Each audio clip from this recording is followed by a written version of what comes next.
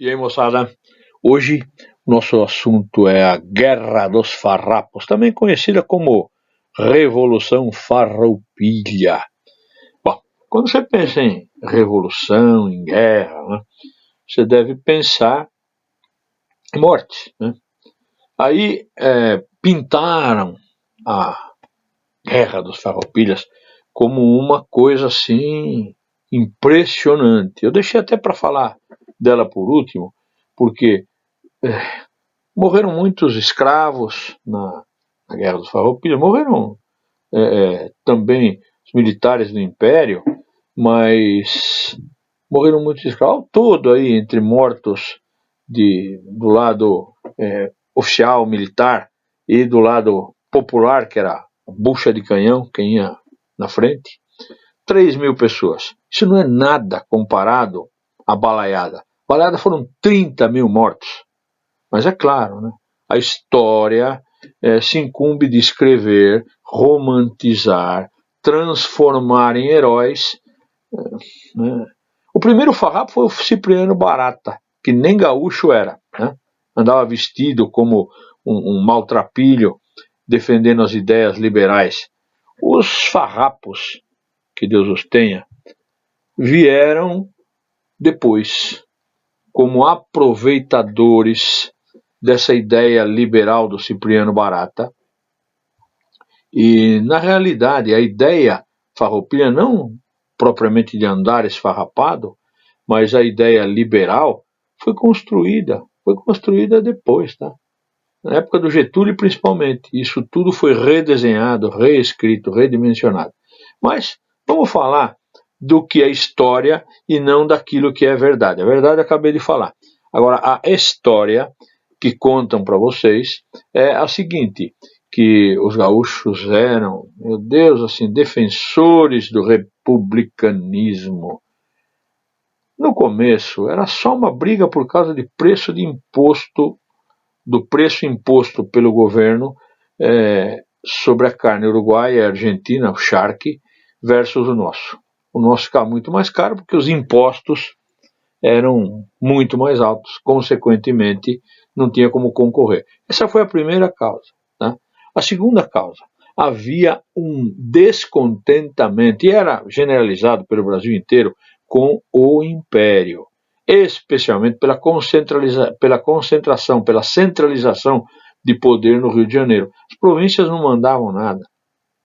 Então, esse descontentamento era de norte a sul, da Confederação do Equador até lá embaixo no Rio Grande do Sul, mas não esqueça uma coisa, se não fossem os impostos, e se não fossem os interesses da elite, da oligarquia pecuarista do Rio Grande do Sul, talvez nunca tivesse ocorrido essa revolta, porque eles iam muito bem, obrigado, exceto porque a carne argentina era muito melhor, a uruguaia também, e o charque deles era muito mais barato, consequentemente, eles precisavam correr atrás dos seus interesses. Como não foram atendidos prontamente, aí começam a surgir as nuances pintadas em cores gauchescas, patriotas, para poder colorir esse quadro. Né?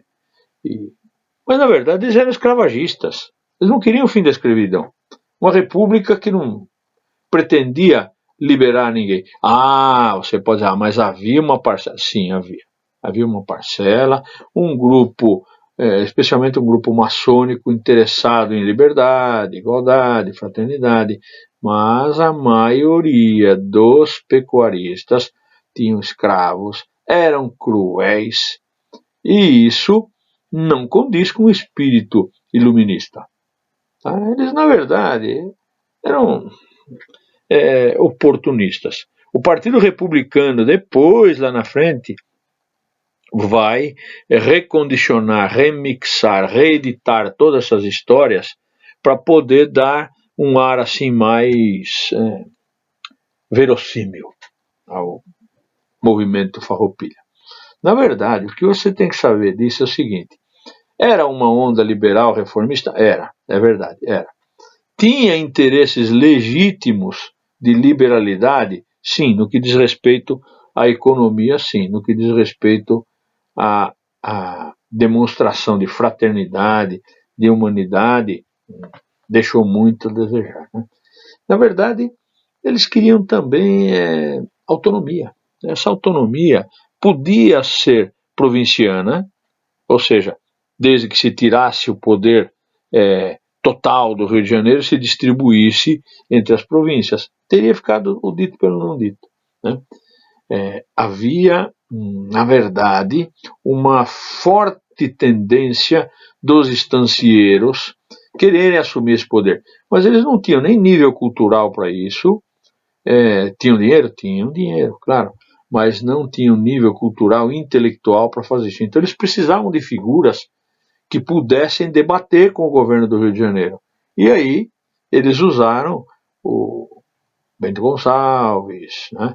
O Garibaldi, que veio de fora, para poder transformar os seus interesses em ideais. E essa gente, eles eram idealistas, lutando por uma causa que, por trás, como quase tudo no Brasil, tem sempre um bando de oligarcas interessados, nem sempre bem intencionados, mas normalmente interessados em resolver o seu próprio problema. No caso ali, era a dominação do mercado, né? E outra coisa, os produtores gaúchos, eles tinham monopólio de algumas coisas dentro do Brasil, como, por exemplo, o couro e o charque, que era mandado para Minas Gerais, que era mandado para São Paulo. Outra coisa, eles monopolizavam durante um certo período todo o charque, não tinha geladeira, né? Todo o charque que ia para as senzalas. Eles vendiam para os senhores de escravos, saía lá de Porto Alegre e era levado por navios para ser vendido pelo Brasil afora. Isso daí, esse monopólio durou muito tempo, até que os uruguaios e os argentinos começam a oferecer o seu produto de melhor qualidade, como eu já disse, e mais barato que o brasileiro. Isso, então, foi a verdadeira causa da revolta. Começam as discussões, usaram primeiro estratégias diplomáticas, resolver tal, não funcionou, então acabou normalmente no que acabam as insatisfações, em discussões e, consequentemente, em pancadarias, né? Os estancieiros, eles queriam, na verdade, a liberdade para a província e liberdade de mercado para eles, né?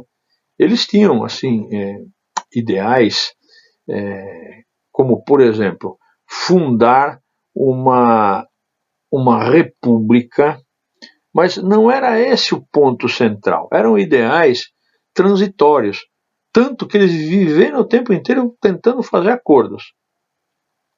E terminou no que terminou, em nada, né? Mas nós podemos lembrar que foi a mais longa de todas as rebeliões. Ela durou 10 anos, 3.466 dias de guerra, mas não matou tanta gente como a Balaiada, onde a chacina foi brutal. 30 mil pessoas. Tem gente que fala mais, tá? Alguns livros dizem que esse número foi maior. Mas vamos falar em 30 mil para comparar com 3 mil no Rio Grande do Sul. Essa república de Piratini, né, ela é muito glamourizada, como se fosse algo assim espantoso. Mas a república de Piratini, ela tinha simpatia do centro-sul do estado do Rio Grande para baixo. Porto Alegre nunca foi tão favorável a isso, tanto que foi invadida, foi dominada pelos farroupilhas, mas no final o imperador concede a Porto Alegre um título que mantém até hoje, e o dia 20 de setembro é tudo tido como se fosse assim uma coisa maravilhosa, mas em Porto Alegre havia e houve um forte apoio ao imperador. É triste ter que falar isso, Então, dia 20 de setembro, repense sobre a história, tá? É bom a gente conhecer. Na verdade, não eram assim os verdadeiros amigos da liberdade, tá? É muito bonito falar, né? Na prática, a coisa foi outra. Então essa república rio-grandense, ela não foi tudo aquilo que a gente imagina que tenha sido. Outra coisa, a República Juliana também não foi fadada ao sucesso. Aliás, estavam ambas fadadas ao insucesso. Por quê? Houve traição, houve momentos de extrema discordância. Por quê? Porque não haviam ideais. Acho que o único idealista que tinha ali mesmo era o Giuseppe Garibaldi. Os outros, talvez o Bento Gonçalves, mas os outros eram interesseiros, né? Ou em assumir o poder, ou em novamente dominar o monopólio da carne seca, do charque, ouro, né? Enfim. E conduziram o povo. Então quer dizer que o povo mesmo, o povo não tinha seus interesses em primeiro lugar colocados à frente por essa revolução? Não. A revolução era de elite, para elite. Agora, quem ia na frente para se ferrar eram os negros, eram os pobres, né? Lamentavelmente. O que houve de bom nessa revolta foi o estabelecimento de um senso de pertencimento, né?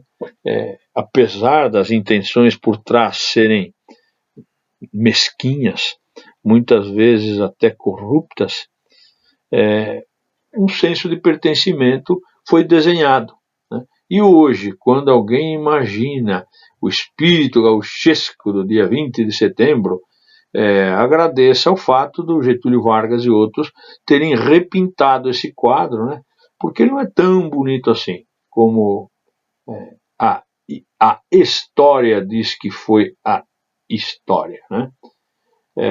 Essas revoltas todas, elas demonstravam, todas, durante esse período regencial, demonstravam descontentamento, demonstravam a insatisfação com o autoritarismo, com as ideias distorcidas de, por exemplo, a existência de um quarto poder.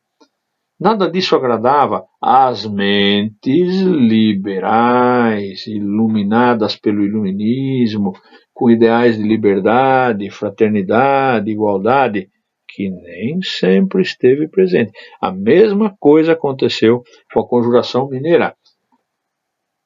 Não estavam nem aí com os escravos. Os baianos, Conjuração Baiana é outra conversa. Esse sim, tá? A Sabinada.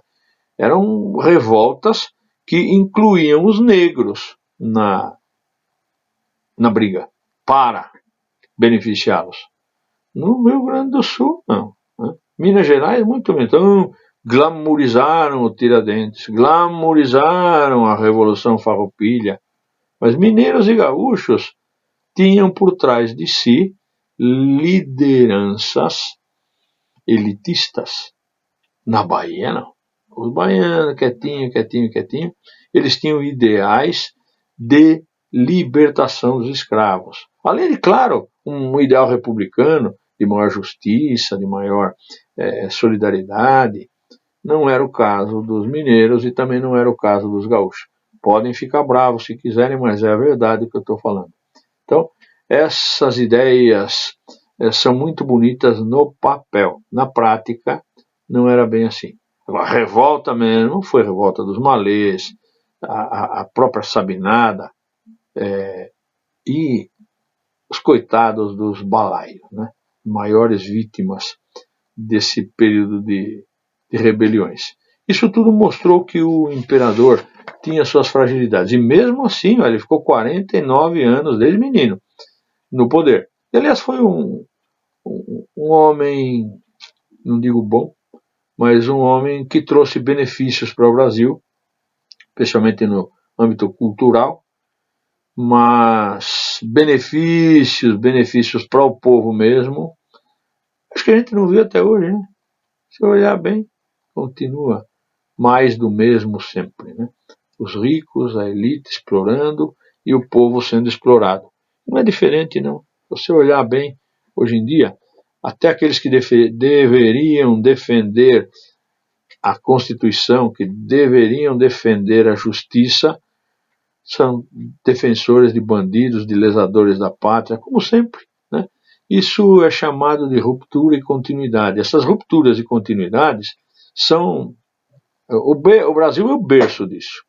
Rompe com uma coisa, continua com a mesma, e foi assim, né? Em especial em relação aos índios, em especial em relação aos negros, em especial em relação aos pobres. Então a elite dominou e domina, e infelizmente os ideais de justiça, de liberdade, de fraternidade, nem sempre são a mola mestra. Normalmente os ideais são de interesse corporativo, de uma elite e aqueles que usufruem de algum benefício. Portanto, para mudar ainda vai muito tempo, né? Talvez teus bisnetos, talvez, não sei se os meus bisnetos não, mas os bisnetos dos meus netos talvez vejam uma melhora nesse país. Por enquanto, somos uma nação de invertebrados. Um beijo.